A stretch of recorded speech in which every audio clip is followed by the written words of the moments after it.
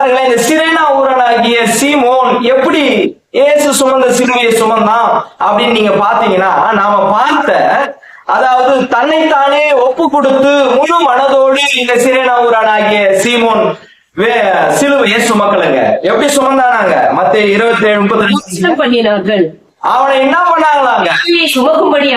சிலுவையை சுமக்கும்படி அவனை பலவந்தம் பண்ணாங்க. இவன் தன்னை ஒப்பு கொடுத்து தன்னைத்தான முழு மனதா போய் இயேசுவின் சிலுவையை சுமக்கல.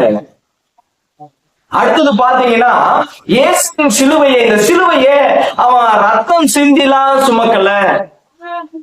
அவன் முள்முடி சூட்டி என்ன பண்ணலங்க, சுமந்தெல்லாம் போகல.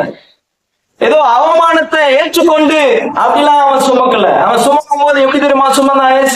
சுமக்கும் போது அவனுடைய மனநிலை எப்படி தெரியுமா இருந்திருக்கும்? அதாவது அந்த நாட்கள்ல சிலுவையை சுமப்பது என்பது அவமானத்துக்குரிய ஒரு விஷயம். அப்போ மற்றவர்கள் பார்க்கும்போது இந்த சிரேனா ஊரனாகிய சீமோன் என்ன நினைச்சிருப்பான்? இது எனக்குண்டான சிலுவை கிடையாது, இது அவர் என்ன பண்ணாரு, அவருடைய சிலுவை. இது நான் எதுவும் அல்ல, ஏன்னா அவமானத்திற்குரிய காரியங்களை நான் எதுவும் அல்ல, இது அவருக்குரியது அப்படின்னு தான் நினைச்சிருப்போம். பாருங்களா, எந்த ஒரு காரியமும் இவன் எதுவுமே சுமக்கல, எதையுமே ஏற்றுக்கொள்ள முழு மனதாவும் எதுவும் பண்ண. அப்ப இவன் எப்படி சுமந்து போனான் சிலுவைய?